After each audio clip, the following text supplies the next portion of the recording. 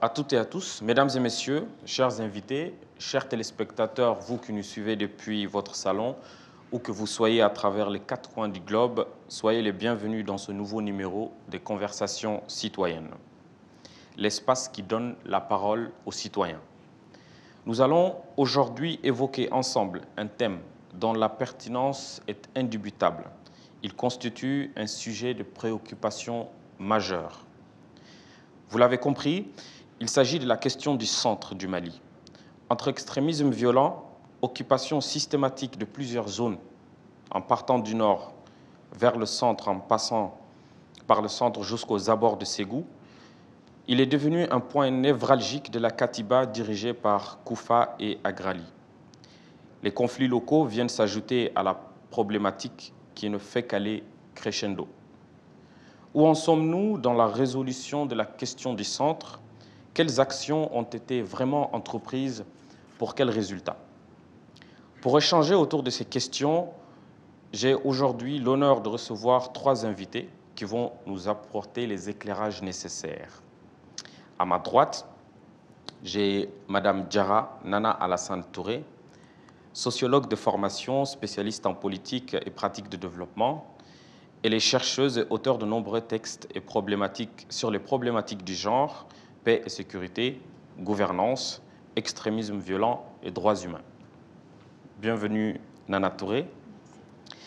Et ensuite, j'ai à ma gauche cette fois M. Abdoulaye Cissé. Il est ressortissant de Mopti, actif au sein de la société civile et a été ancien président de l'association des guides touristiques de la région de Mopti. Président de l'association des guides touristiques de la région de Mopti, excusez-moi. Il est venu de Mopti pour participer à ce débat. Merci beaucoup pour votre présence. Merci. Et enfin, j'ai M. Mahamadou Diouara, sociologue et directeur du cabinet Gaïa. Vous êtes titulaire d'une maîtrise en sociologie et d'un exécutif MBA Management.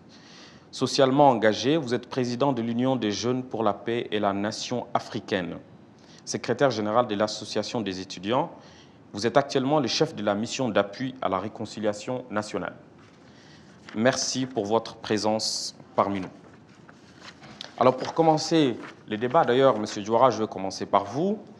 Vous avez été un grand observateur des questions sécuritaires dans le pays et aujourd'hui investi dans la mission de réconciliation nationale. Quelle est votre lecture de la situation actuelle dans le centre du pays? Merci beaucoup. Alors, c'est toujours difficile d'être le premier à prendre la parole. Mais bon, merci de m'en faire l'honneur. Alors, la situation dans le centre du pays est extrêmement complexe. Elle se présente... D'abord, il faut noter que c'est du nord que la crise a glissé vers le centre. C'est une question qui est importante à prendre en compte. Et le glissement a été progressif. D'abord, pendant la période d'occupation des régions du Nord, tout le travail qui a été fait, le centre a été fortement investi. Et à la fois par les forces armées déplacées du Nord vers le centre qui se sont arrêtées, à la fois par les milliers de jeunes volontaires pour une reconquête du Nord, que par des groupes mixtes, c'est-à-dire terroristes et rebelles, qui se sont installés dans une partie du pays, de la région de Mopti pendant longtemps. Après, on a assisté à une radicalisation progressive des positions, articulée avec la prolifération exacerbée des armes et l'accès facile à la formation militaire et aux compétences militaires, qui ont accentué la violence des conflits, qui avant étaient mineurs. Ils pouvaient être gérés facilement par des mécanismes traditionnels, sauf que pendant cette période d'occupation, une pression a été exercée sur des légitimités locales au sein même des communautés Peul et auprès d'autres communautés. Cette pression a provoqué le déplacement de certaines légitimités qui jouaient un rôle essentiel dans les médiations sociales et dans la résolution des conflits du point de vue traditionnel. Et la même pression prenant une autre dimension a provoqué le retrait de certaines représentations de l'État d'un certain nombre de préfectures et de sous-préfectures, avec à leur accompagnement des services techniques. Et aujourd'hui, pour faire court, hein, parce qu'on n'a pas beaucoup de temps, aujourd'hui, on assiste à une situation où de plus en plus, c'était d'abord des individus qui s'armaient, ensuite c'est devenu des communautés qui s'armaient, après c'est devenu des communautés qui créent leur armée. Aujourd'hui, c'est chaque leader qui crée son armée. Et c'est ça la situation qui se passe au centre. Donc la dimension des conflits intercommunautaires a pris des propensions exponentielles. Les règlements de compte entre partis, chacun disposant de moyens de nuisance militaires et étant organisé à cet effet avec des compétences effectives, eh bien, les règlements de compte sont monnaie courante. Mais à côté de ça, il y a un banditisme organisé transfrontalier et il y a la menace terroriste qui progresse selon un schéma soutenu par un agenda politique de ceux qui le gouvernent, qu'ils soient au centre ou qu'ils soient ailleurs. Mais dans tous les cas, l'agenda politique meut l'action terroriste. Et pour le moment, le centre est dans un état très inquiétant. Oui, on le constate, hein, on le constate. Merci pour votre éclairage. Je pense qu'on aura l'occasion tout à l'heure de vous revenir pour plus de précision.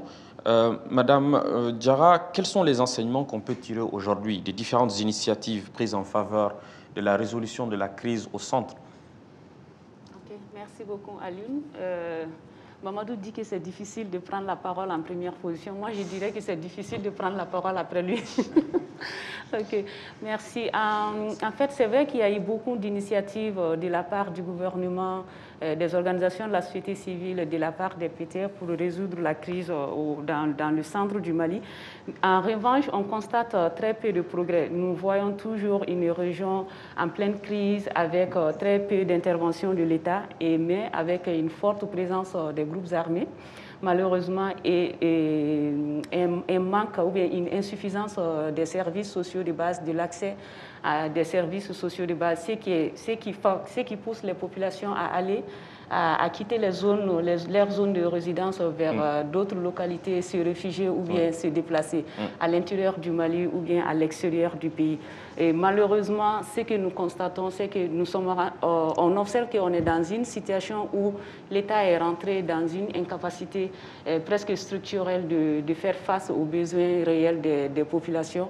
Et c'est une situation où soit les gens sont obligés de partir ou de rester et être membres des groupes armés. Des groupes armés. Mais il faut aussi noter qu'il y a une lueur d'espoir dans la mesure où, au jour d'aujourd'hui, on voit que les accords locaux qui sont en train d'être signés par des communautés, on constate quelques progrès avec ces accords-là. Bon, ça revient à dire aussi que on ne peut pas résoudre cette crise seulement qu'avec des initiatives militaires. Donc, il faut fortement impliquer les populations locales à la base. Et justement, pour faire la transition, parler d'impliquer les populations à la base, j'ai à ma gauche M. Cissé. Vous voyez la crise du centre au quotidien, puisque vous êtes dans Mopti et vous résidez à Mopti.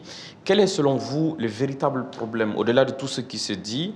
Pourquoi on n'arrive pas à trouver les bonnes solutions? Est-ce que vous pensez qu'on procède de la bonne manière ou pas? Ok, je vais renouveler aussi la salutation des panélistes. Je remercie ici M. Baba Dagono qui m'a fait confiance de me faire venir de Mopti. Je remercie les téléspectateurs qui nous suivent. Et effectivement, le problème du centre, et nous qui habitons quand même tous les jours le problème du centre, on pense que c'est un problème très compliqué. Il y a mon confrère qui vient de le dire tout de suite, il a fait un petit résumé. Le problème de la rébellion s'est déplacé du nord du Mali parce qu'il faut le rappeler, c'est important comme il a si bien dit. Et au centre, qu'est-ce qui s'est passé là-bas? C'était le prédicateur Amadou Koufa, à son temps, qui partait sur les radios locales, qui insultait ceux qui n'étaient pas du même bord que lui. On a attiré l'attention à ce moment. Et ça, on est en quelle année à peu près? Il y a 8 ans, quelque chose comme ça. 2012-13 environ. Quelque chose comme ça. D'accord. Alors, il prêchait devant tout le monde sur les ondes des radios de Mopti. On a interpellé les autorités religieuses, politiques, administratives. Ils n'ont pas bougé leurs petits doigts. Malheureusement, comme j'ai eu à le dire très souvent, au Mali, on n'anticipe pas les choses. On attend que les choses s'empirent pour trouver une solution. Et après, quand le problème est venu dans le centre du Mali, il habitait dans un quartier qui s'appelle Taïkiri. Taïkiri à Mopti, c'est à 2 km de chez moi. Après, il a traversé pour aller de l'autre côté, vers Nantaka. Alors, il s'est retrouvé avec Iyad Agali. Naturellement, ils ont commencé à prononcer le djihad. Le djihad pour islamiser. Nous, on ne comprenait pas, parce que nous sommes tous des musulmans. Et après, le problème s'est empiré. Malheureusement, le problème a pris une autre forme. Nos gouvernants, il faut le dire, ils ont créé entre eux des milices. Les Dama Ambassaou, je ne veux pas citer qui a créé, mais ceux qui me regardent à la télé vont se retrouver. Il n'y avait pas Dama Ambassaou. Il n'y avait pas le milice de Sékou Boli qui est actuellement le chargé de mission de la réconciliation. Pourquoi il s'est retrouvé ici? Parce qu'il a des milices à Sévaré, à Fatoma et à Soufroulaye qui les entretiennent. Des milices à caractère ethnique, ou on parle de milices... C'est les milices Peul. Dama Ambassaou, c'est Dogon. D'accord. Et voilà, entre eux, ils s'entretuent, on brûle les villages. On dit que c'est des djihadistes qui sont venus d'ailleurs. Ils ne sont pas venus d'ailleurs, ils sont chez nous. Ils sont de nous. C'est nous-mêmes. Il faut avoir le courage de le dire. Parce qu'à un moment donné, il faut se faire l'autocritique. Il ne faut pas aller chercher la petite bête. Ailleurs. Ça y est là. C'est là. Pour le moment, pour l'introduction, c'est ce que D'accord. je voulais dire. C'est un témoignage très intéressant qui nous donne une lecture assez rapprochée de la situation. Je vais venir vers vous, M. Diawara. Le centre, c'est la présence d'une multitude d'acteurs armés et non étatiques. Il en a fait cas tout à l'heure. Finalement, avec toute cette violence qui est entretenue, qui est véritablement une entreprise déjà entretenue par une circulation importante d'armes et floraison de milices des groupes armés, qu'est-ce qu'on doit faire pour pacifier le centre? Okay. Merci beaucoup. D'abord, ce qui est important à retenir, c'est que l'une des dimensions dont on a peu parlé, c'est la dimension économique, qui sous-tend pratiquement tout ce dispositif. Je pense que je suis heureux que lui soit là en tant que président des anciens guides touristiques. C'est une région qui vivait essentiellement du tourisme et qui avait un rôle transversal dans l'économie de la région, parce qu'à partir du tourisme, toutes les autres dimensions de l'économie étaient vitalisées. Et avant le déclenchement de cette crise sous la forme violente, cette activité s'est stoppée, et rendant un peu amorphes les autres secteurs de l'économie de la région. Mais au même moment, la région a connu une surpopulation. D'abord militaire, comme j'ai dit, les différentes vagues militaires, volontaires pour aller vers, qui ont constitué finalement des milices, mais aussi des déplacés venus du nord. Et toutes ces vagues de population venues sont des populations qui ne sont pas dans la production de richesse, mais pourtant qui viennent pour la consommation. Et donc cela crée une raréfaction des ressources de subsistance au regard de la réalité démographique qui explose. Et donc cela accentue la précarité des acteurs. Et donc ramène les gens à faire recours à des réflexes de plus en plus bestiaux. Ça c'est, je crois que ma collègue Nana comprend bien de quoi je parle en termes de réflexes humains. Et donc c'est un aspect important qui caractérise la zone. L'autre élément qui est important à prendre en compte pour aller vers les solutions, c'est de comprendre que les systèmes de production sont arrimés à des structures communautaires. Vous allez trouver que chaque communauté est axée sur un mode de production économique. OK? Et qu'on appelle ça, la pression que je décrivais tout à l'heure amène tout le monde à aller vers la convoitise des ressources naturelles disponibles. Et cela amène donc les communautés à être opposées sur le plan conatif. C'est-à-dire que chacun se voit dans le besoin de protéger sa source de revenus, son activité productive. Ce qui a fait que des individus, on est passé vers l'organisation des communautés. Maintenant, au sein des communautés aussi, les obédiences ne sont pas nécessairement les mêmes. Et le fait que les obédiences ne soient pas les mêmes dans l'abord du problème, dans la résolution du problème, a amené des leaderships singuliers à émerger et à construire leurs propres micro-solutions. Ce qui nous a amené vers justement cette configuration décrite. Mais je voudrais quand même, avant de passer à la proposition de solution, préciser que les milices auxquelles il a fait référence sont des milices qui existent depuis fort bien longtemps le gouvernement actuel est né dans sa configuration actuelle, trouver ces milices en place et avec leur position, leur notoriété et autres. Donc on parle en particulier de Dana Ambassagou, hein? De Dana Ambassagou et de la milice de Sékou Boli dont il parle. Ce sont des groupes qui existaient bien avant et qui ont eu leur histoire avec l'État et avec leurs adversaires sur le terrain et que l'opinion nationale connaissait bien avant. Aujourd'hui, ce qu'il est important de noter, c'est que la mission du ministère de la Réconciliation est justement de réconcilier. Qui peut-on réconcilier? Ceux qui sont impliqués. La meilleure façon d'aller, c'est d'aller aussi avec des gens qui sont au cœur du problème, qui décident de se soustraire de la dimension hostile pour s'engager dans la dimension conciliante. C'est pour cela que vous allez voir que beaucoup de dialogues et d'accords locaux qui ont été signés ont été faits aussi avec l'implication forte de ces leaders dont vous parlez, entre des communautés Dogon d'une part et Peul d'autre part. Donc il faut voir aussi le revers de la médaille, parce que comme on le dit, chaque crise présente à la fois une menace et une opportunité aux leaders et dirigeants de trouver le moyen de la conduire vers l'opportunité. Maintenant, ce que j'allais dire rapidement en termes de solutions. Nous, au niveau de la mission d'appui à la réconciliation, après examen de la situation dans le centre du pays, nous avons opté pour l'élaboration en nous inspirant des instruments existants, parce qu'il y a eu beaucoup d'initiatives. Il y a le PCIRC qui existe, le programme de sécurisation intégrée des régions du centre.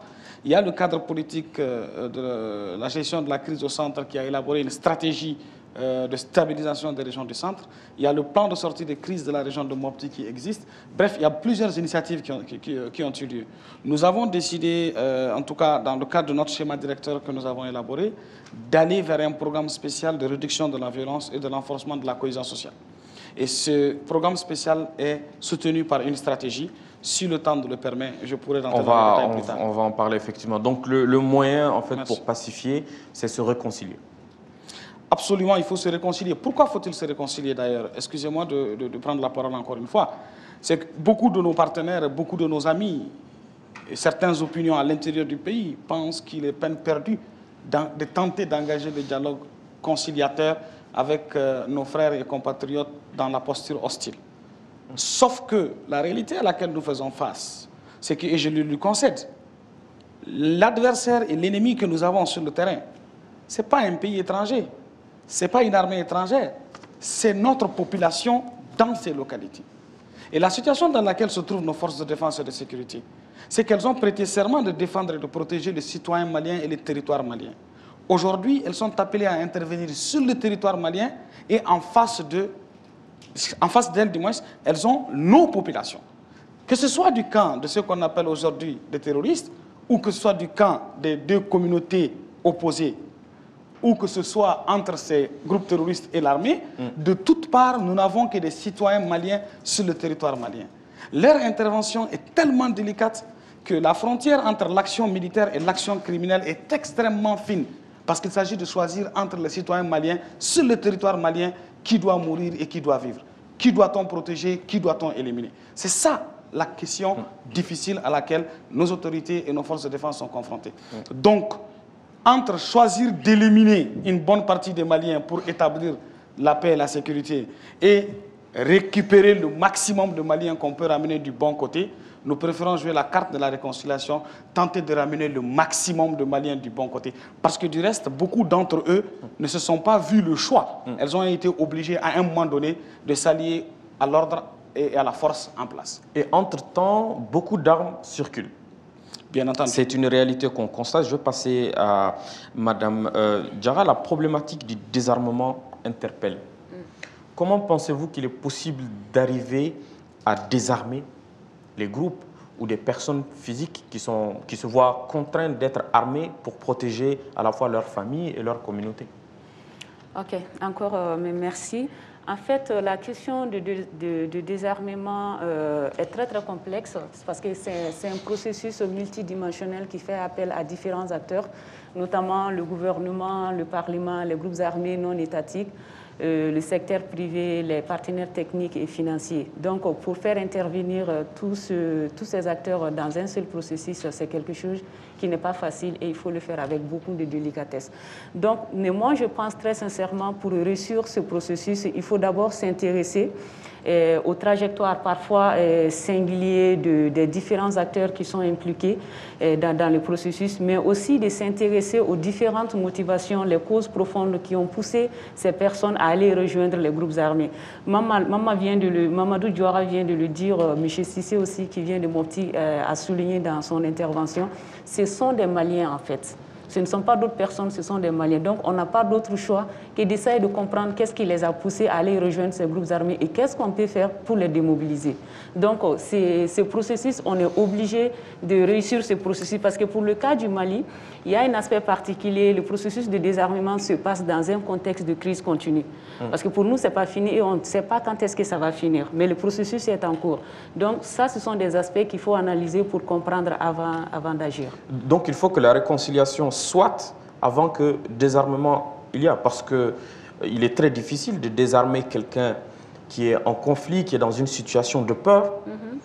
Et est-ce qu'aujourd'hui, on a des instruments qui nous permettent vraiment de mesurer des actions concrètes, à votre avis? Oui, peut-être il faut d'abord noter que la crise au centre ainsi que la crise au nord, ça n'a pas commencé avec les groupes armés en fait.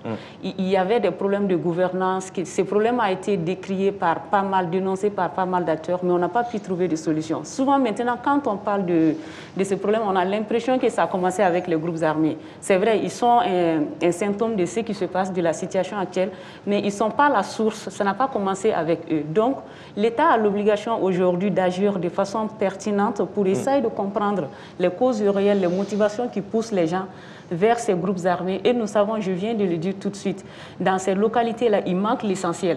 Quand il manque l'essentiel, les gens ont des besoins. Ils sont obligés d'aller satisfaire leurs besoins. Des contraintes. Soit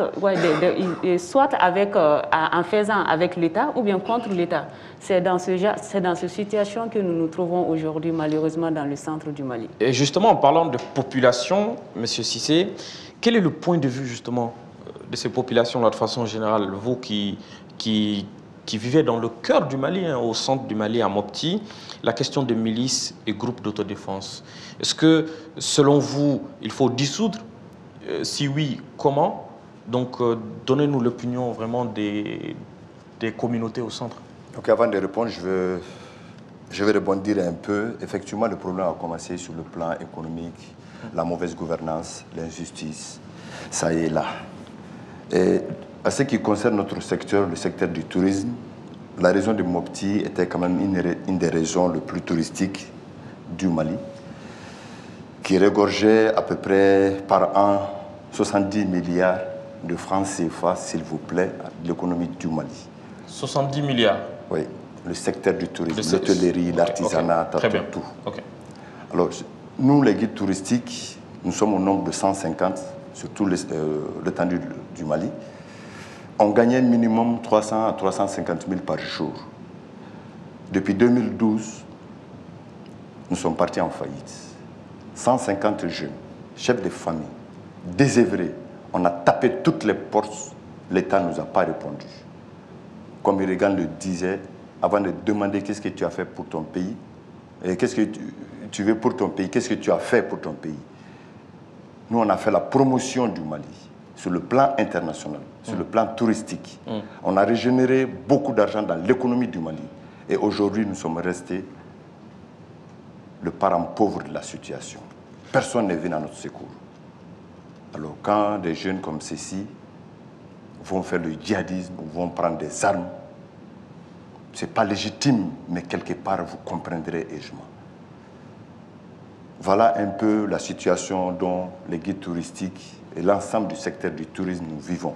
Donc vous estimez que c'est justifié lorsqu'on n'a pas une activité qui nous génère des revenus pour prendre soin de notre famille, on peut s'adonner à certaines pratiques? Et vous savez, malheureusement, nous avons tendance au Mali, quand on ne tape pas sur la table, quand on ne prend pas des armes contre ton pays, on ne t'écoute pas. La petite histoire, les réseaux sociaux aujourd'hui, ils sont écoutés, ils sont entretenus par qui?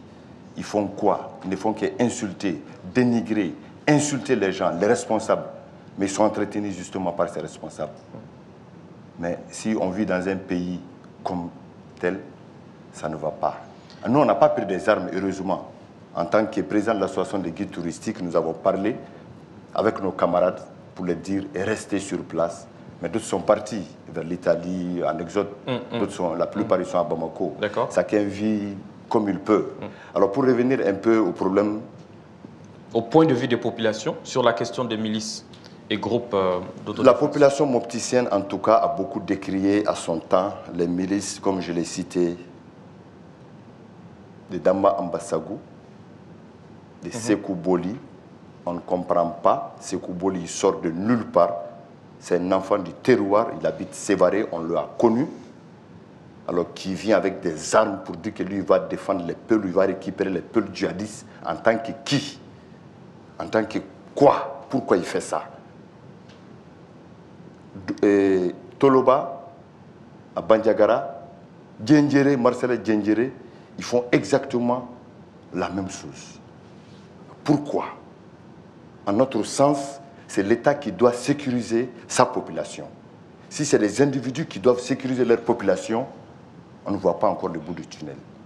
Alors aujourd'hui, la proposition de la population de Mopti, nous les Mopticiens, c'est qu'on demande à l'État, à l'armée, comme ils ont toujours si bien dit, personne n'a le droit de porter l'arme si ce n'est pas les porteurs d'uniforme. Alors on veut qu'ils aillent les voir, les désarmer, si on doit les réinsérer pour des autres activités, pour vraiment que la stabilité, la tranquillité viennent dans les régions du centre. Voilà la proposition de la population de Mopti. Très bien, c'est plutôt clair. Maintenant, avant de revenir vers vous, chers panélistes, j'aimerais m'adresser cette fois aux participants. Comme d'habitude, je vous rappelle les règles, c'est que si vous voulez prendre la parole, il faut se présenter et dire la perspective dans laquelle vous prenez la parole. Donc vous avez 2 minutes au plus. Donc j'aimerais ouvrir une liste donc, de 5 intervenants. Voilà, donc vous avez la parole pour réagir aux différents échanges, à l'opinion des panélistes. Et plus tard, nous allons revenir donc vers vous pour continuer l'échange. Donc des questions, observations sur la question du centre, parce qu'il y a beaucoup d'informations qui ont été données ici, il y a beaucoup d'opinions qui sont assez intéressantes, et pour certains d'ailleurs, c'est des découvertes. Donc on voudrait avoir votre avis sur la question. Merci pour l'invitation. J'ai écouté quand même avec intérêt les différentes interventions et j'ai beaucoup appris. Moi, j'ai vécu dans les milieux d'Ogon. C'est une contribution que je vais faire avant de poser ma question. C'est que je sais ces milieux. Mon papa était instituteur, je suis fils d'instituteur.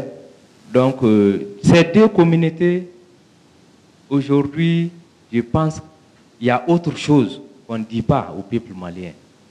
Sinon, après avoir vécu dans ces milieux, je sais comment elles vivent. Et même aujourd'hui, je sais comment elles continuent à vivre. Maintenant, je pense qu'aujourd'hui, il y avait certaines choses, notamment, vous l'avez évoqué lors de certaines interventions, l'injustice, le fait que souvent nos gouvernants, surtout nos porteurs d'uniformes, ont eu affaire dans ces milieux. Beaucoup ont été victimes des exactions de nos porteurs d'uniformes. Ça, je suis témoin. Même chez moi, à Massina, je suis de Massina. Donc, aujourd'hui, je pense que les gouvernants doivent plutôt aller vers ces communautés, les comprendre. Essayer de les comprendre. Sinon, je pense sincèrement qu'après avoir vécu dans ces milieux, il peut avoir des différends jusqu'à aller s'entretuer. Je pense qu'il y a des non-dits en tout cas dans ce qui se passe au centre. D'accord. Donc la Maintenant, question... ma question s'adresse au président des guides touristiques du Mali, de Mopti, disons. J'aimerais savoir concrètement aujourd'hui, quelle doléance vous voulez apporter à nos autorités afin que vous soyez un peu soulagés, parce que vous êtes des chefs de famille. Si une centaine de chefs de famille est au chômage, ça peut quand même donner lieu à beaucoup de choses. Concrètement, que voulez-vous comme doléance? Bien noté, M. Koné. On va passer la parole donc au deuxième intervenant. Je suis d'accord avec les observations et les problèmes soulevés. J'aimerais savoir, puisqu'on a parlé de problèmes de désarmement, aussi bien des milices que des populations, on a parlé de problèmes de réconciliation des communautés, on a parlé de problèmes de tuerie entre les populations. Est-ce qu'il n'est pas bon de voir dans quelle mesure on peut impliquer justement les mêmes populations dans la résolution de la question? Madame Diarra a parlé des accords qui sont intervenus entre différentes communautés. Mais est-ce que ces accords seuls suffisent? N'est-il pas bon d'aller vers une vision communautaire de la sécurité qui permettra non seulement de désarmer les populations, mais en même temps de faire contribuer ces mêmes populations à la sécurité de la communauté sans que l'on passe par les milices communautaires? Merci beaucoup. Donc, vision communautaire donc, de la sécurité. C'est un concept que j'aimerais bien découvrir avec l'aide des panélistes. Donc, on va donner la parole. Monsieur, juste devant. Bonjour à tout le monde. Bon. Moi, je m'appelle Chérif Amirouba. Je suis le coordonnateur du G5 Sahel pour le Mali. Donc, je préside le comité national de coordination des actions du G5 Sahel au Mali. Je voudrais d'abord, bien sûr, remercier les autorités responsables de ce débat pour l'invitation qui nous a été adressée. Je voudrais d'abord dire qu'il faut qu'on se mette d'accord peut-être sur le concept de centre du Mali. Dans la littérature, on parle de région de Ségou, de région de Mopti, une partie de la région de Tombouctou. Est-ce qu'on peut se mettre d'accord sur les limites géographiques de ce centre du Mali? Est-ce qu'on peut citer la délimitation des cercles en train de définir les limites géographiques de ce centre? Parce que dans la littérature, comme je l'ai dit, il y a beaucoup de concepts. Et ce que je voudrais dire, c'est qu'au niveau du G5 Sahel, nous avons compris que cette crise dans la sous-région est une crise multidimensionnelle. Donc nous avons combiné 4 axes. Le premier axe sur lequel nous agissons, c'est l'axe défense-sécurité. Donc nous avons un axe où nous avons la force conjointe du G5 Sahel, où nous avons le centre sahélien d'analyse des maladies précoces, où nous avons donc des instruments au plan militaire. Donc ça, c'est notre premier axe. Notre second axe, c'est la gouvernance. Il faut mettre l'accent sur la gouvernance. C'est là où nous avons la décentralisation, vous avez les questions de genre, l'extrémisme violent. Donc, il faut absolument mettre l'accent sur les questions de gouvernance. Ça, nous l'avons compris et nous avons un axe que nous avons développé qui s'appelle gouvernance. Troisième axe, vous savez, nos pays, ce sont des pays enclavés. Ils n'ont pas accès à la mer, il y a des problèmes de route, d'accès à l'eau potable. Donc nous avons développé un axe qui s'appelle l'axe infrastructure. C'est là où nous développons les routes, les communications, donc tout ce qui est infrastructure pour désenclaver les régions. Ça aussi, nous l'avons compris, donc nous ayons sur ça. Et notre dernier axe, c'est la résilience.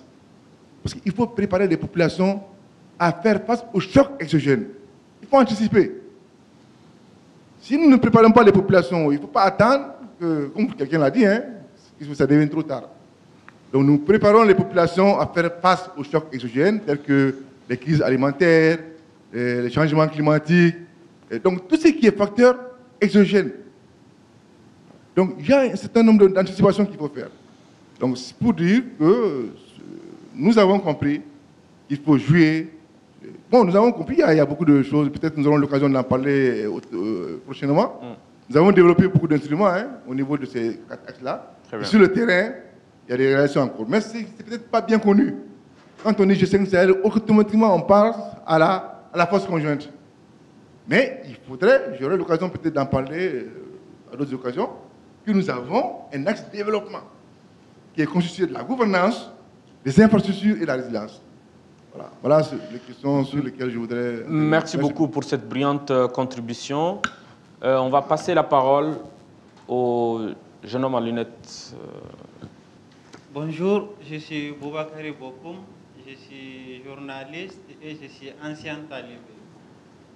J'ai dit que je suis ancien talibé, c'est à base de cette expérience et d'une autre expérience que je vais fonder mon témoignage.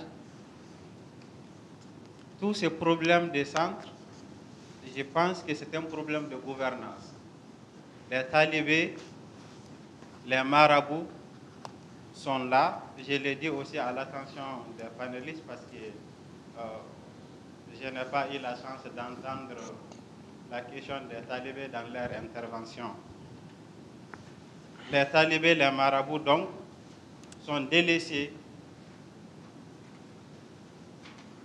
Ils étudient essentiellement pour les talibés, essentiellement pour devenir marabout plus tard.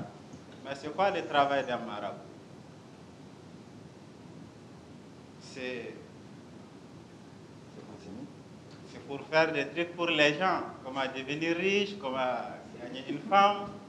Voilà. Et c'est eux qui sont les instruits, donc c'est auprès d'eux que les bergers, les autres communautés viennent prendre conseil. Comment gérer des trucs islamiques, comment gérer sa famille, etc. Donc, les marabouts, les talibés, malheureusement, ne sont pas pris en compte dans la gouvernance du pays. Ils n'ont pas des opportunités économiques, ils n'ont rien du tout. Et c'est une frustration qui est là. Et pas Sekou Amadou d'abord, le prédicateur Amadou Koufa a pris un exemple de l'histoire du Mali pour faire appel au peuple, pour faire appel au djihad, comme Sekou Amadou avait fait à l'époque pour se soustraire de la dominance de Sekou. Donc, il a profité de ça pour faire appel et il a été entendu parce que la plupart des Peuls, en tout cas ceux qui ne sont pas allés à l'école, sont sous l'influence des marabouts, ont généralement des enfants talibés, etc., etc. Et ça, c'est très important. Tant que ce n'est pas été pris en compte dans les recherches, dans la gouvernance, le problème du centre ne va pas être résolu. La deuxième expérience dont je vais parler, j'ai eu la chance de gérer une auberge pendant à peu près 6 à 8 mois et j'ai eu la chance d'entendre les confessions des guides touristiques qui peinent à vivre depuis que la crise est là. Et généralement, ce sont des Dogons qui étaient habitués à gagner beaucoup d'argent quand le pays était tranquille et maintenant, ils sont tentés d'aller s'adonner dans les milices armées. Ils sont même parmi ceux qu'on appelle les djihadistes, hein, pourvu qu'ils aient de l'argent. Donc, c'est comme les vidéomans actuellement, vous en avez parlé. Ce n'est pas été pris en compte. Ce n'est pas si on veut des fonctions formelles, c'est dans l'informel.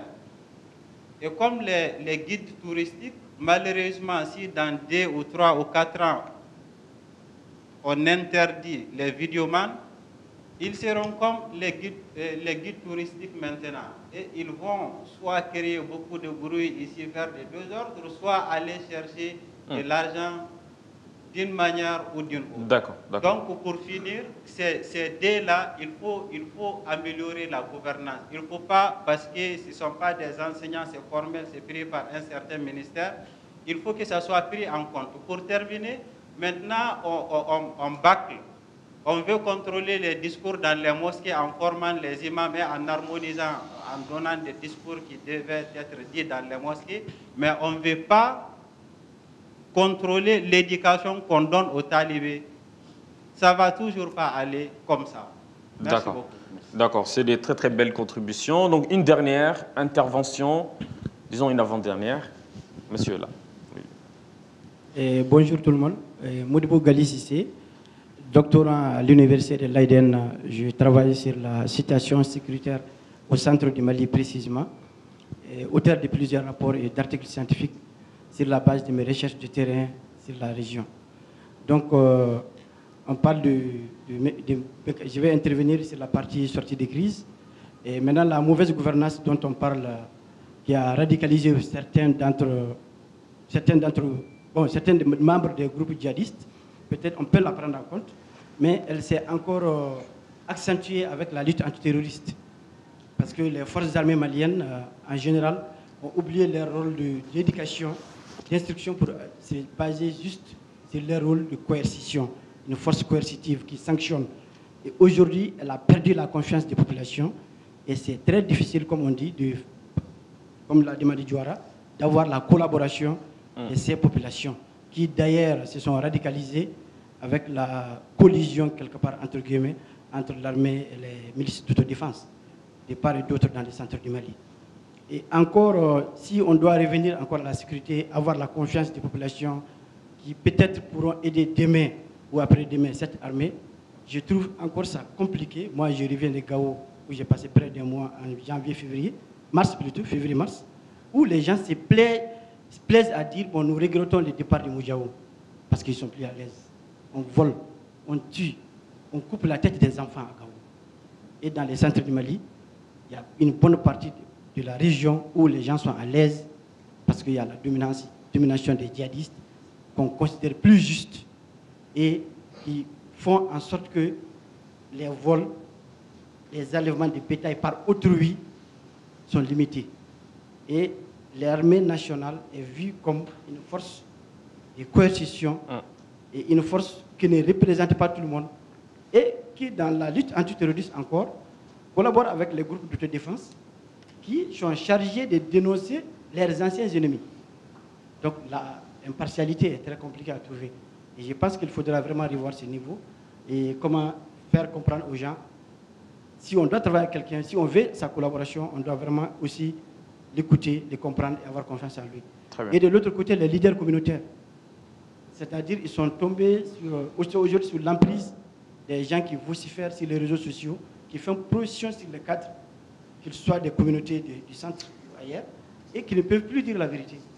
Si vous dites la vérité sur la question Peul ou la question Dogon, la question Bambara au centre, mais vous êtes une cible des acteurs des réseaux sociaux. On va vous démonter, vous insulter. C'est comme si vous êtes anti-communauté. Donc vous devenez des parias. On tente de vous excommunier. Donc c'est différents responsables communautaires doivent prendre des responsabilités et aider par l'État pour vraiment mettre fin à tout ce qui se passe sur ces réseaux sociaux, des fausses informations ou des agressions personnelles à l'encontre de ces responsables. Très bien. Merci. Merci beaucoup, Monsieur Sissé, pour la pertinence de votre contribution. Donc, un dernier intervenant, juste ici. Merci beaucoup, bonjour. Salvador França, le chef de section politique à l'Union européenne. Alors, très intéressant pour moi, c'est un petit peu le sujet dont on s'occupe tous les jours. C'est vrai que l'Union européenne, disons, je pense qu'on est particulièrement attendu sur le centre, où on est vu comme un acteur qui a sans doute des moyens considérables à disposition, et puis un partenaire ancien du Mali qui peut avoir un impact, mais c'est vrai que malheureusement, le résultat n'y est pas toujours comme on le voudrait.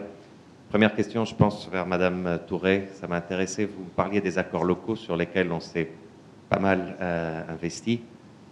Bon, et je dois avouer, avec un succès aussi relatif, parce qu'ils n'ont pas toujours tenu, parce qu'on est toujours dans le très micro, qui n'est pas forcément réplicable dans le macro, parce que souvent, enfin, au-delà des problèmes généraux entre communautés, il y a un problème spécifique. Et donc, à quel point, ma question c'est un petit peu, vous dites qu'il y a une lueur d'espoir, pourquoi vous pensez que ces derniers accords pourraient marcher mieux que les autres? Quel rôle de l'État dans ces accords actuels? Et puis, à quel point est-ce que c'est réplicable pour que ça puisse avoir une étendue territoriale suffisante? La deuxième, un petit peu, c'était Abdoulaye Koné, je pense, qui touchait à ce sujet, du moins les abus qui ont pu avoir lieu. Quel dosage entre forces de défense et forces de sécurité, entre, si vous voulez, police de proximité, comme on l'appelle parfois, ou enfin, quel dosage exactement et quelle approche auprès de la population serait meilleure? Et troisième, il y a des partenaires qui commencent maintenant à parler d'arc de prévention. Donc c'est vrai qu'on voit chaque fois plus dans le sud du pays, qui était encore considéré comme un havre de paix, des attaques par-ci par-là. Et donc ma question, c'est est-ce qu'on doit vraiment commencer à penser à cette prévention? Est-ce que les conflits intercommunautaires qu'on a pu observer dans le centre seraient déclenchables ici, plus dans le sud? Merci beaucoup. Ce sera donc vraiment la dernière cette fois. Bonjour tout le monde. Bonjour. Je remercie les initiateurs de ce débat, en l'occurrence Baba Dagono. Moi, je souhaiterais aborder la question du désarmement. J'ai fait un clin d'œil à mon frère Jouara, qui va devoir répondre à mes préoccupations. Alors, moi, j'estime aujourd'hui que c'est un souci. On parle de DDR. Concrètement, on ne sait pas combien d'éléments sont concernés. La dernière fois, j'étais avec Sekou Boli en émission. Je lui ai posé la question. Il dit que lui, il n'entretient pas des milices. Alors, il n'entretient pas des milices, mais il est prêt à en découdre avec les djihadistes. J'estime que c'est un double langage. Quelque part, pour rejoindre quelqu'un dans la salle qui parlait de Sekou Boli il n'y a pas longtemps, je ne comprends pas. C'est quoi le rôle de l'État? La dernière fois, j'ai vu le ministre Ouagé qui était dans les centres avec Youssouf Toloba. Boubou Sissé, à l'époque, dans un passé récent, parlait de désarmement. Ça a été un vœu pieux. Aujourd'hui, on nous parle de désarmement. On ne sait pas combien d'éléments armés sont dans cette partie du pays, Douara. Concrètement, ils sont combien? Et qui les entretient finalement? Parce que moi, j'estime qu'il y a cette cacophonie qui fait qu'aujourd'hui, on ne sait plus qui fait quoi. Quand Sekou Boli dit que non, moi je suis là pour désarmer les jeunes peuls qui vont grossir les rangs des djihadistes, en même temps, il a une milice. Mais pourquoi il ne le dit pas concrètement? Et vous, qu'est-ce que vous faites? Je vous interpelle en tant que chef d'appui à la cellule au niveau à la mission de la mission d'appui à la réconciliation. Voilà, à la réconciliation. Parce que pour réconcilier, pour rabibocher les gens, il faut savoir combien ils sont concrètement. Donc les DDR, avec quels moyens? L'État dispose de combien aujourd'hui pour aller vers tous ces jeunes pour voilà, justement gagner ces combats-là? Parce qu'il y a un flou total qui entoure cette question. Donc je voudrais vraiment interpeller et gratigner un peu mon frère Jouara s'il a quelques éléments de réponse à ce niveau. Je ne souhaiterais pas être long. Je vous Très bien. Merci, M. Khan, pour ces questions pertinentes. On va directement passer donc aux réponses. On va commencer par vous, Jouara, et ensuite on continuera le tour de table pour les réponses aux questions qui vous sont adressées. Il faut commencer par la dernière, si vous voulez. D'accord, très bien. Alors, merci beaucoup. Je me réjouis beaucoup des interventions qui ont eu lieu. Permettez-moi au passage de saluer singulièrement l'inspecteur général Ibrahima Diallo pour tout le travail qu'il a abattu dans le cadre du processus de réforme du secteur de la sécurité et surtout pour les efforts importants qu'il a fournis afin d'impliquer la société civile dans ces processus. Ça a été vraiment une note d'espoir et que l'honneur lui soit rendu à cet effet. Pour revenir aux questions de mon ami tout à l'heure, d'abord, je voudrais commencer par une chose. Je pense que nous devons de plus en plus dépersonnaliser les débats. C'est-à-dire, traitons les sujets plutôt que les hommes. C'est toujours plus intéressant. La problématique des groupes armés au Mali ne date pas de celles qui sont au centre. Ça date de très longtemps. Mais ce qu'il faut savoir, c'est que ce sont des dynamiques d'autosaisine de la sécurité par les populations, d'un camp ou dans l'autre. Lorsque la menace est présente et qu'à cette menace, la réponse mobilisée par l'État n'est pas suffisante, les populations peuvent être tentées de s'autosaisir de la question. Et en la matière, elles s'organisent. Les formes d'organisation ne sont pas les mêmes.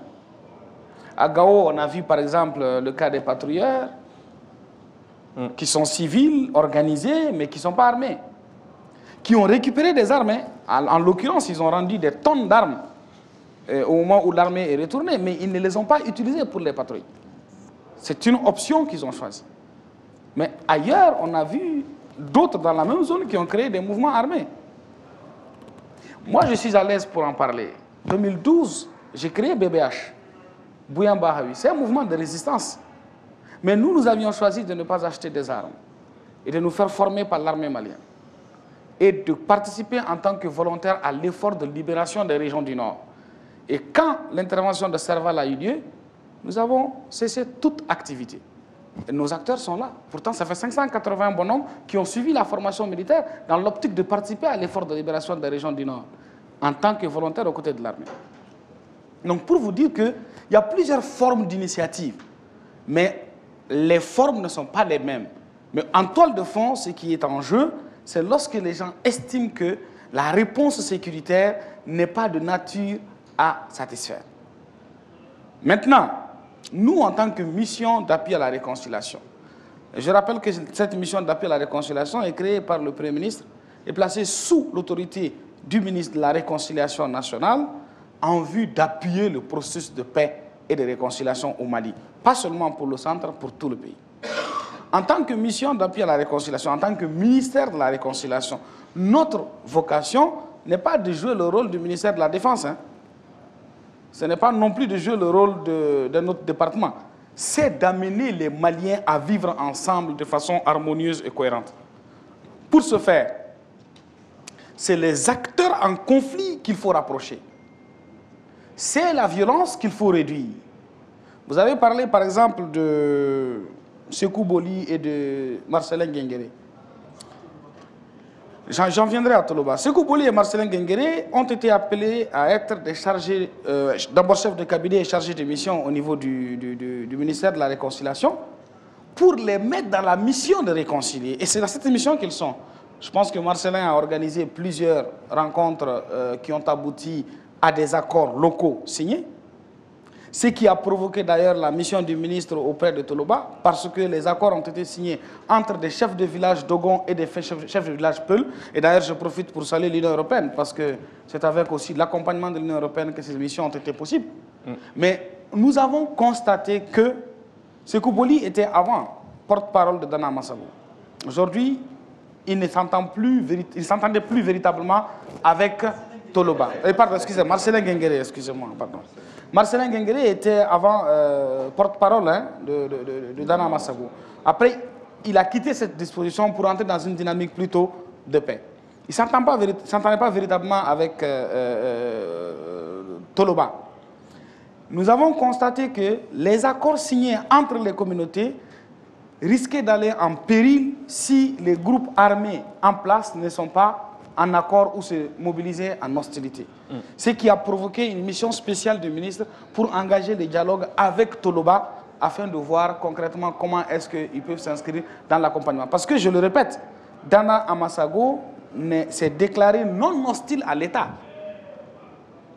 C'est important à dire. D'accord, ça c'est compris. Et s'est déclaré à combattre les groupes terroristes pour protéger les populations.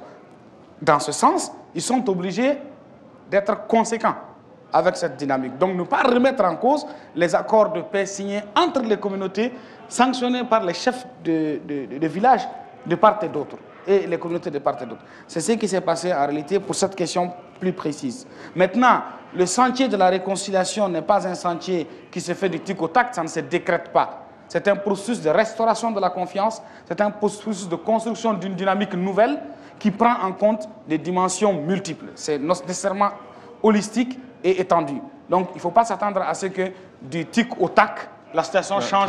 Ça va crescendo. Ça, c'est pour ce qui concerne ces questions qui ont été, excusez-moi, posées. Je reviens à une question posée par l'inspecteur général Ibrahima Diallo et que je trouve très intéressante. Vous avez parlé de sécurité communautaire.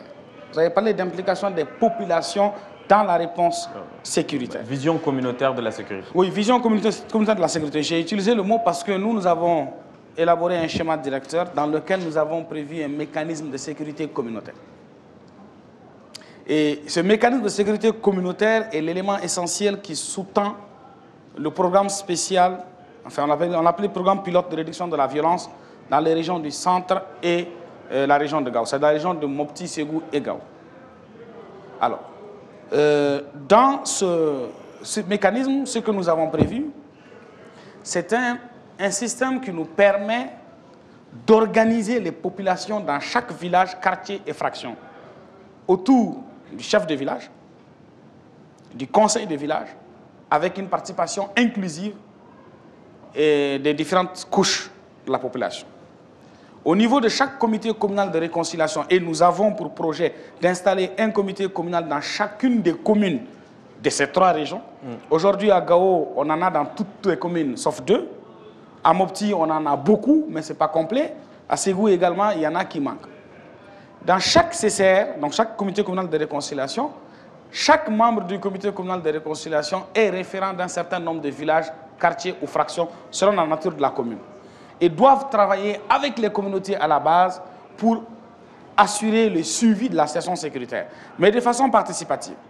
Et ceci, articulé avec les comités consultatifs de sécurité pour la mise en place desquels vous êtes en train d'activement travailler, eh bien, ces comités consultatifs locaux de sécurité prévus par l'accord pour la paix et la réconciliation, placés sous l'autorité des maires au niveau des communes et des présidents des conseils de région au niveau régional, vont travailler étroitement, d'une part, au niveau régional avec l'équipe régionale d'appui à la réconciliation, au niveau communal avec les comités communaux de réconciliation qui travaillent directement avec les populations au niveau des villages.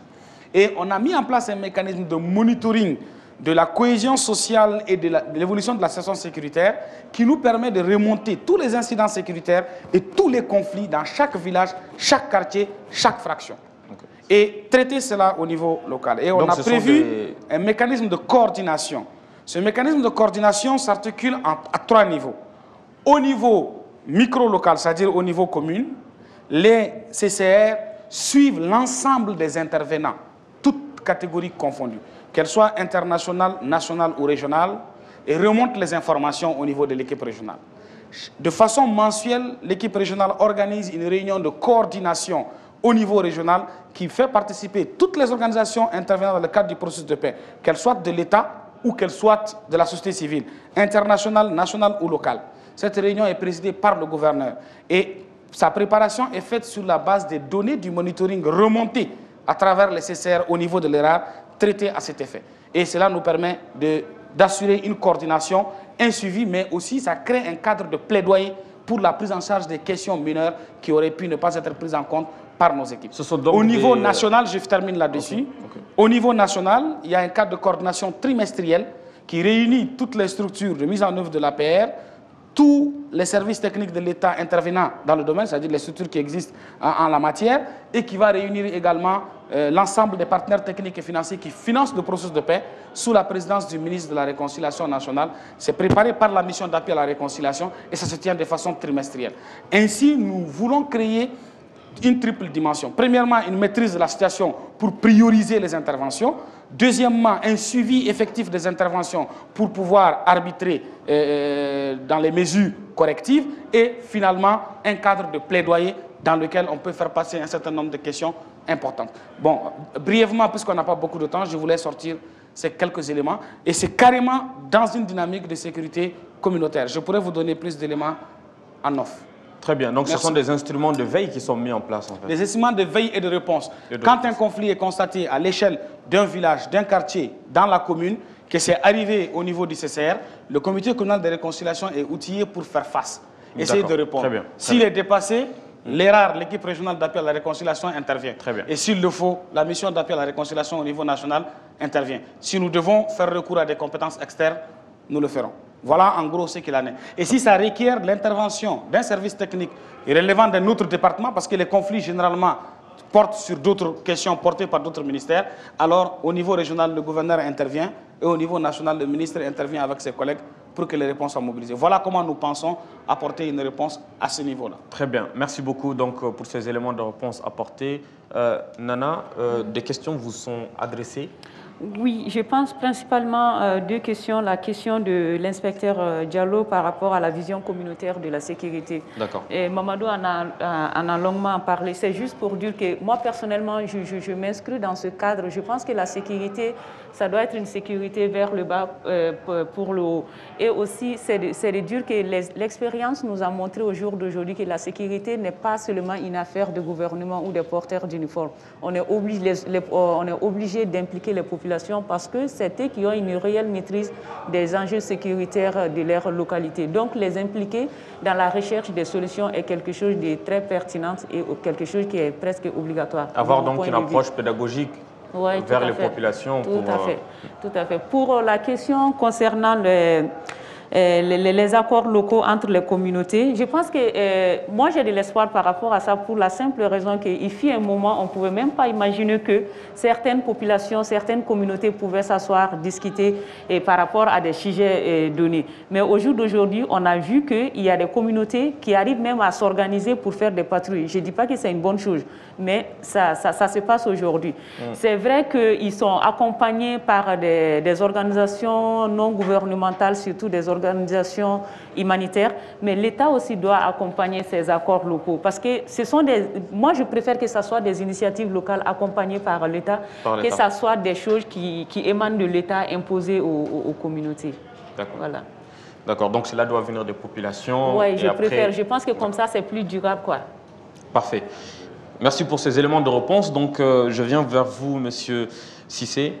Moi, je vais rebondir un peu à M. Koné, je ne le vois pas dans la salle. Oui, M. Koné, qui a parlé un peu des guides touristiques, et l'autre camarade journaliste aussi. Bokoum, ok. Bokoum. Et par rapport aux guides touristiques, nous, on ne demande pas de la mer à boire au gouvernement. On demande de nous monter des projets, des réinsertions, pour qu'on puisse quand même faire des autres activités en attendant qu'on voit le bout du tunnel. Voilà tout ce qu'on a demandé. On n'a pas demandé plus. Ça, ce n'est pas de la mer à boire. Maintenant, par rapport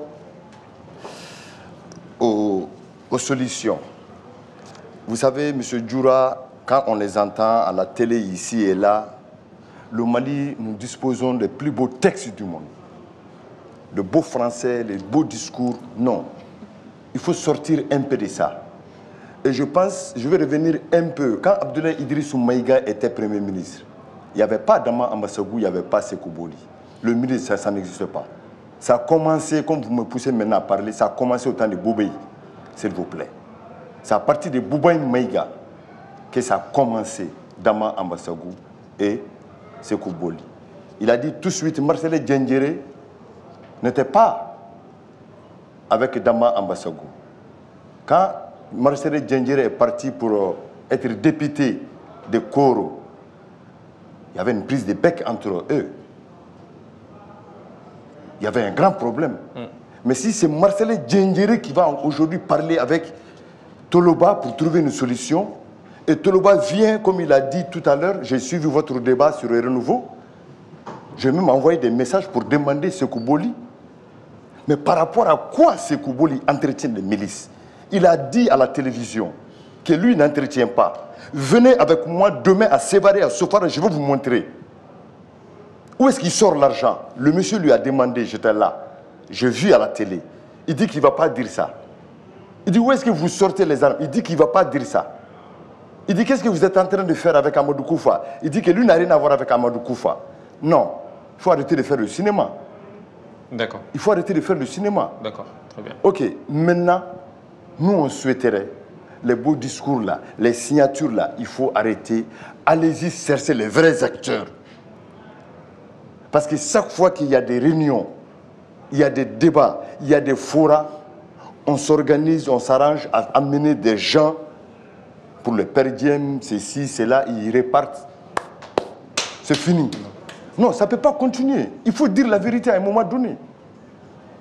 Mais pourquoi pendant 10 ans, on est en train de signer? Combien d'accords on a signé entre nous? Mais tous les jours, il y a des problèmes.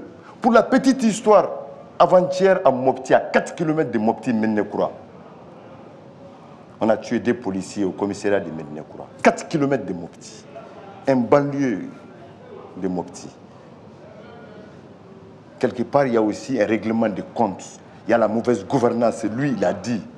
Nos autorités, souvent, on nous prend comme je ne sais quoi.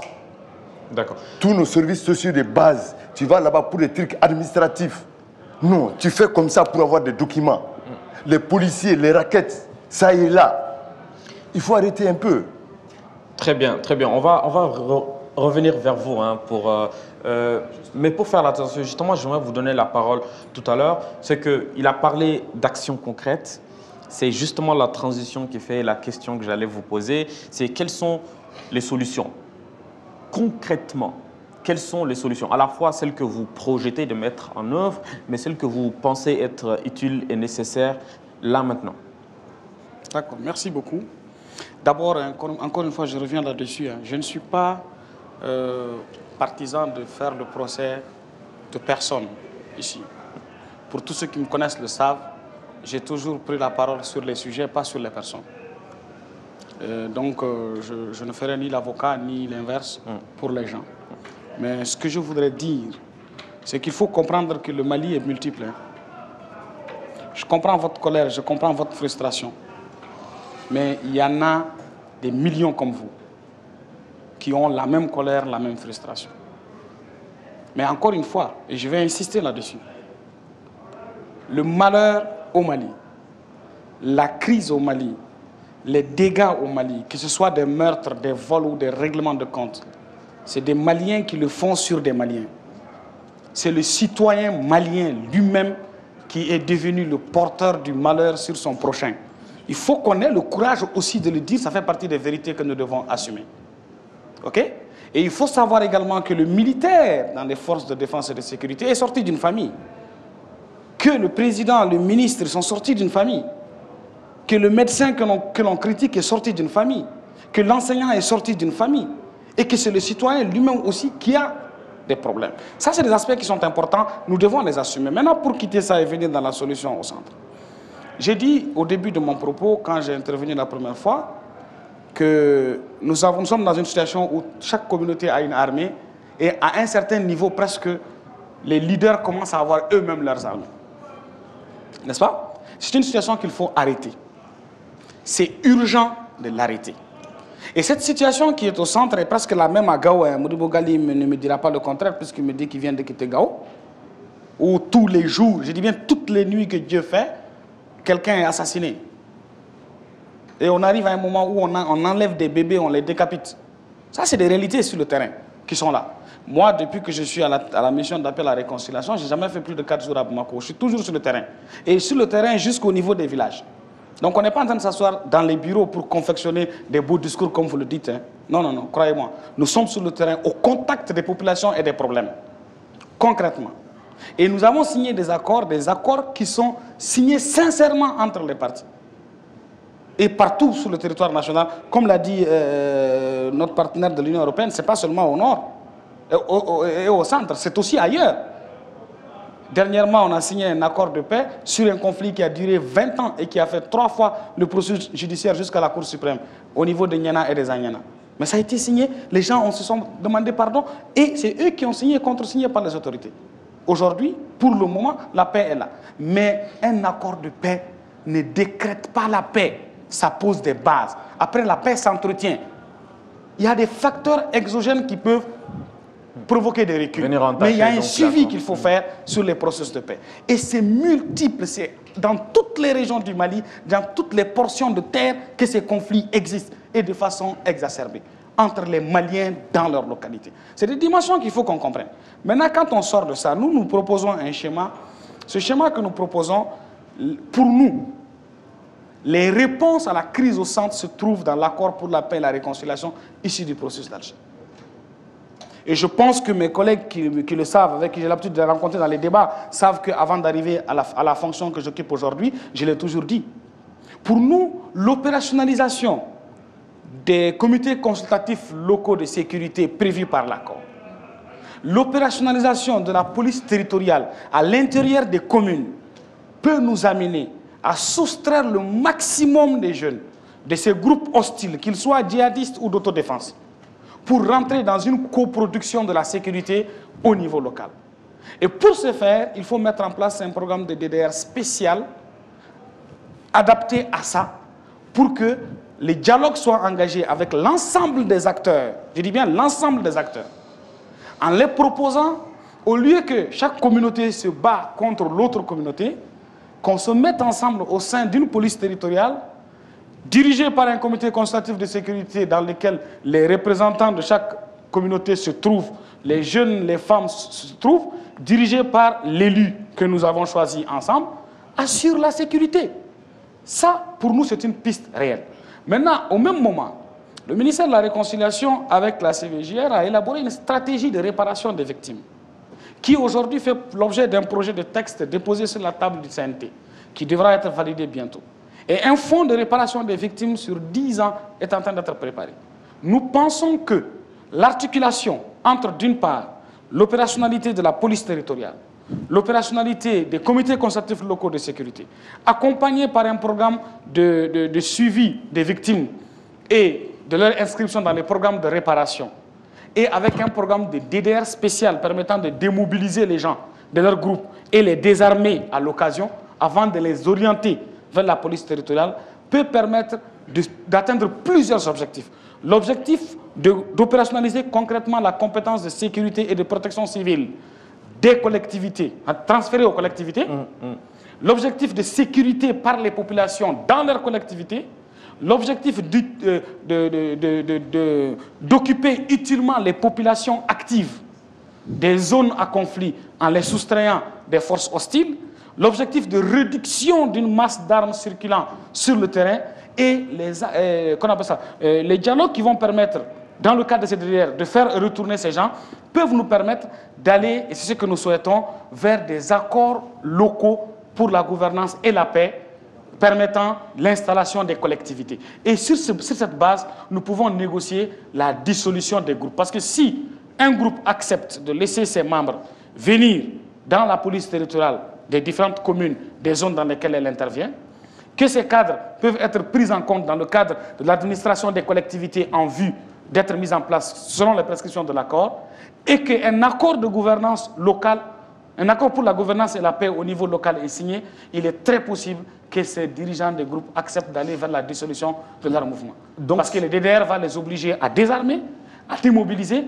Ils s'entendront avec les autres acteurs sur comment gouverner la collectivité. Ils participeront au processus de sécurisation locale. Maintenant, ceux qui resteront des récalcitrants, ce sera un effectif réduit qu'on peut s'organiser ensemble pour combattre. Nous pensons que, sincèrement, si nous partons sur cette voie, il est possible d'avoir des solutions et des solutions concrètes. Donc, vous estimez que l'approche communautaire, tant en termes de sécurité, mais en termes aussi de réconciliation, reste la piste privilégiée. L'approche communautaire doit être articulée dans une dynamique où on opérationnalise véritablement la régionalisation. D'accord. C'est-à-dire que les transferts des compétences et des responsabilités aux collectivités, on renforce les liens entre les collectivités et les dirigeants qu'elles choisissent, ainsi que l'organisation de leurs membres dans la construction de la sécurité, et l'État joue son rôle de catalyseur, de pilote et de contrôleur. Et donc il encadre ce processus. Très bien, donc je vais passer à vous, Madame. Et cela dans une... Excusez-moi, juste deux choses que j'ai oublié de mentionner. Je pense que c'est deux questions qui ont été soulevées. La question du dosage entre sécurité et défense. C'est une question très pertinente qui a été soulevée. La sécurité doit être à l'intérieur des zones d'habitation. Et il faut que cette sécurité soit portée par des acteurs endogènes. Pour la simple raison que ce sont des populations endogènes qui sont porteurs de l'hostilité. Si ces populations ne sont pas impliquées dans les dynamiques de sécurité, les forces importées vont toujours être exposées à la surprise. Mais en même temps, la défense doit disposer de moyens d'hostilité plus puissantes. Et je pense qu'il faut, les PSD, qu'on appelle ça, les PSDG qui avaient été créés, doivent être un peu renforcés. Et nous sommes en train de travailler justement à réfléchir sur comment renforcer ces PSDG en relation avec les mécanismes dont j'ai parlé tout à l'heure, pour permettre qu'on ait un dispositif beaucoup moins violent envers les populations, afin de créer les conditions de coopération, mais aussi musclé face aux forces hostiles pour pouvoir poser barrière entre les forces de sécurité qui ne seront pas très outillées face à la puissance de feu des groupes terroristes et les forces de défense qui devraient jouer exactement ce rôle-là. Donc c'est un travail un peu trop complexe. Ce qui m'amène donc à Madame Diarra, les selon vous, trois principales recommandations que vous avez pour que cette crise soit résolue. On a entendu beaucoup de choses, on a entendu beaucoup de solutions de part et d'autre, à la fois aussi pour les personnes qui ont eu à formuler des recommandations. Mais aujourd'hui, est-ce que vous avez une idée, trois principales recommandations que vous pensez être utiles pour la résolution de la crise? Ok, d'accord. Moi, je dirais d'abord il faut veiller au respect des droits fondamentaux des populations civiles qui sont dans ces localités, c'est-à-dire en évitant surtout l'utilisation des enfants comme des enfants soldats. Monsieur vient de parler tout de suite du cas des enfants talbés, mais aussi en évitant la destruction des moyens de subsistance des communautés, en protégeant les femmes, les filles contre les viols et autres formes de violences basées sur le genre, et aussi en travaillant dans le sens d'impliquer les communautés. Comme peut-être deuxième, non, peut-être pas avant de parler de la deuxième recommandation, il y a un aspect qui me paraît très très important, c'est la question de l'école. Aujourd'hui, dans beaucoup de localités du centre, il y a beaucoup d'enfants qui ne partent toujours pas à l'école. Je pense que l'État doit vraiment réfléchir à cette question et trouver des solutions. Autre recommandation, c'est vraiment de privilégier les initiatives politiques, parce que l'expérience nous a montré jusque-là qu'il faut travailler dans ce sens-là. Ce n'est pas que les opérations militaires qui peuvent aider ces régions-là qui sont dans une crise plurielle à s'en sortir. Maintenant, il faut aussi travailler dans le sens où de favoriser les initiatives locales, surtout le dialogue et la responsabilisation des communautés. Et parce que dans ce sens-là, c'est plus important ainsi, moi, de mon point de vue. Donc, de responsabiliser les communautés et de travailler dans le sens du dialogue pour pouvoir permettre aux communautés de s'impliquer à la recherche d'une solution durable par rapport à la crise du centre. D'accord, c'est vraiment un avis pertinent. Monsieur Cissé, les perspectives, en tant que ressortissant de Mopti, aujourd'hui il y a des perspectives pour l'établissement d'une paix durable. Les éléments de réponse ont été donnés par Monsieur Diawara, complétés par Madame Diarra. Est-ce que vous estimez qu'aujourd'hui, quelles sont les perspectives en tant que ressortissant de Mopti? Que vous soyez guide ou pas guide, ressortissant de Mopti tout simplement. Ok, en tant que ressortissant de Mopti, en tant que Malien, ce que nous proposons, sinon ce que je propose, d'abord il faut qu'on prenne conscience. Tout ce qu'on est en train de faire à nos populations, je parle de la gouvernance, qui reviennent sur terre parce qu'il y a beaucoup de mauvaise gouvernance. La population n'a plus confiance à ses autorités. Il faut que la confiance, on essaie d'établir la confiance entre nous. Entre les dirigeants et les dirigés. Et voilà, entre les dirigeants et les dirigés. Deuxièmement, il y avait une mission de bon office à son temps. Parce que qui parle de djihadistes, parle de Amadou Koufa Yada Agali. À son temps, Mahmoud Diko avait trouvé la solution. Il avait trouvé la solution, il était sur la bonne piste. D'accord. Il est allé rencontrer Iyad Agali à Kidal. Ils sont venus à Mopti ensemble. Ils devaient aller rencontrer Amadou Koufa. Je ne sais où. Et après, au retour à Bamako, il y a eu un changement du poste du Premier ministre. Tout est arrêté. Et je pense que s'il y a une piste de solution par rapport à ça, il faut revenir un peu sur ça. Donc il faut reprendre c'est la perspective à envisager pour aboutir à la réconciliation. Oui. Et pour terminer, je ne vais pas oublier les guides touristiques. C'est un cri de cœur que je fais au gouvernement du Mali. On en a souffert. On en a souffert. On en a ici. On veut que l'État malien pense un peu à nous. Okay.